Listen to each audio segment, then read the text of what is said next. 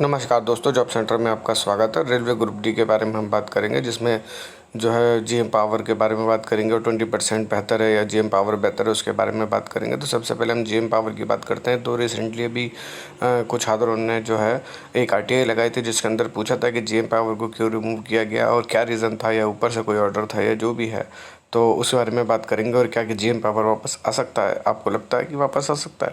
तो हमें तो लगता है कि बिल्कुल आ सकता है। कि इसमें यही देखेंगे कि जो है जीएम पावर को अगर वापस आना है तो फिर क्या हो सकता है उसमें। तो आप देख सकते हैं कि हम इस पर बात करेंगे कि जीएम पावर पर सरकार का बड़ा जोर जो है, और क्या जीएम पावर वापस आ सकता है, और 20% और जीएम पावर में क्या बेहतर है। तो इसी टॉपिक पे हम बात करेंगे। तो आइए हम चलते हैं सबसे पहले आरटीआई पे, जिसमें हम देखेंगे कि वो क्या बोल रहे हैं और क्या जानना चाहते हैं हम। तो सबसे पहले हम आरटीआई पे आ चुके हैं। तो जिसके अंदर एक इन्फॉर्मेशन पूछी गई थी कि तीन क्वेश्चन पूछे गए थे, जिसके अंदर जवाब दिया गया उन्होंने। तो पहला क्वेश्चन था GM power Q of CCA was discontinue, what was the reason. यानी कि पूछा था कि रीज़न क्या है जिसको उन्होंने सीसीए पावर को जो है डिसकंटिन्यू कर दिया था। सेकंड क्वेश्चन है कि when CCA demand for GM power the of Supreme Court order if there is such a Supreme Court order given it. अगर कोई ऑर्डर है सुप्रीम कोर्ट का तो वो दीजिए और बताइए उसके बारे में। और तीसरा है can railway board itself again make CCA as GM power policy under act 1961। तो इसके बारे में तीन क्वेश्चन यही पूछा गया है और ये इजीली है।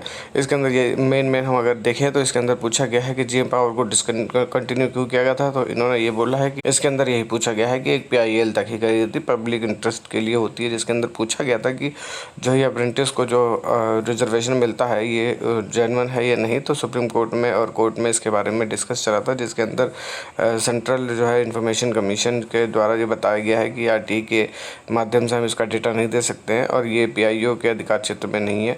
तो इसके अंदर यही बताया गया है। दूसरा बोला गया है कि जीएम पावर के बारे में। तो जीएम पावर जो है इसके अंदर बोला however you are inform that provision of engagement of course completed apprentice. इसके बारे में वही बताया गया है कि आप इस लिंक पे जाके और जानकारी ले सकते हैं। तो कहने का मतलब है इस आरटीआई में ज़्यादातर उन्होंने यही बताया है कि जीएम पावर को हटाने के लिए ऐसा कोई भी वो नहीं था कि जीएम पावर को हटा दी जाए, और जीएम पावर को वापस लाने के लिए भी कोई ऐसा वो नहीं है कि वो वापस नहीं आ सकता है। सरकार की मंशा है, सरकार अगर चाहेगी तो वापस आ सकता है, सरकार अगर नहीं चाहेगी तो वो कुछ भी बहाने बना सकती है और आपको उससे वंचित रख सकती है। जैसा कि आप जानते हैं कि ये पुराने टाइम में भी इसमें कुछ नहीं था। जब पीयूष गोयल जी रेल मंत्री थे ये तब हटाई गई थी। उससे पहले जो है सुरेश प्रभु जी थे, तब भी ये 20% का जो है रिजर्वेशन का मामला चल रहा था और उन्होंने कहा था कि ये जो है संवैधानिक है, कोर्ट में मामला चल रहा है फलाना टिमका। यानी मेनली इसकी शुरुआत जो है वो सुरेश प्रभु के टाइम से हुई थी, जिसको लागू करने में पीयूष गोयल जी का हाथ है। तो कहने का मतलब है इसमें अप्रेंटिस को जो है क्या बोलते हैं कि इसमें कोई नुकसान नहीं था, लेकिन इन्होंने इसको जो है कोर्ट केस के माध्यम से, और इन्होंने कहा कि जो है पीआईएल दाखिल की गई है, जिसके अंदर कहा गया है कि ये बैकडोर एंट्री है रेलवे में, और इसी चक्कर में इन्होंने उसको बंद कर दिया कि सबको एग्ज़ाम के माध्यम से आना चाहिए। वैसे ये स्टेप अच्छा है, लेकिन रेलवे जो है या अन्य संस्थान जो है जो अपने बच्चों को ट्रेंड करते हैं उसमें वो कुछ तो उनको रियायत दे ही सकते हैं। इसमें कोई वो नहीं है, दिक्कत नहीं है। ये डिपार्टमेंट अगर कोर्ट में बोलेगा तो उसको कंसीडर किया ही जाएगा। उसके बाद जो है सेकंड क्या है कि when CCA demand for GM power of officers tell that there is a Supreme Court order. तो कोई ऑर्डर नहीं है ऐसा। उन्होंने बोला है कि आप ये एक केस नंबर दे दिया है, जिसके बारे में आपको ये दिख रहा है कि केस नंबर दे दिया है। आप इस केस नंबर पर जाके आप देख सकते हैं कि क्या है क्या नहीं है। 21/4/2006 का केस है।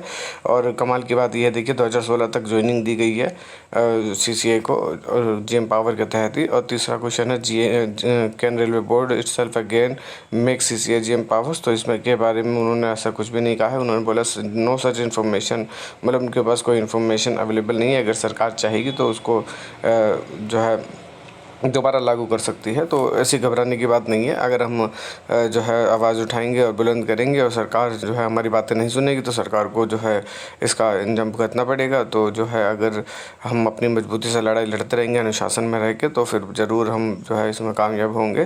तो कहने का मतलब है कि ऐसा कोई भी वो नहीं है। ये रेलवे बोर्ड का अपना वो है, एक पीआईएल को या एक किसी कोर्ट केस को आधार बना के अगर ऐसा होने लगे तो फिर जो है क्या बात है। लेकिन जो है सरकार को हटाना था तो सरकार ने उसको जो है एक बहाना बना के उसके बाद उसे इम्प्लीमेंट कर दिया है। लेकिन चलो वो कोर्ट का मामला है, वो कोर्ट देखेगा। लेकिन कहने का मतलब है कि जीएम पावर कोई असंभव नहीं है, जीएम पावर वापस भी आ सकती है और ईजिली आ सकती है, कोई दिक्कत नहीं है। बस सरकार के मूड के ऊपर बात है। तो हमारा जो है पहला क्वेश्चन था कि जीएम पावर पे सरकार का बड़ा झूठ कि जो है ये कोर्ट के माध्यम से हटाया गया। बिल्कुल नहीं, कोर्ट में केस गया था जिसको इन्होंने सही से पैरवी नहीं करी और जो है अपने को इन्होंने सही साबित करना था, तो इस वजह से उन्होंने उसको सपोर्ट किया और उसी का बहाना लेकर उन्होंने जीएम पावर को वापस कर दिया कि ये एक बैकडोर एंट्री है और इसको बंद किया जाता है।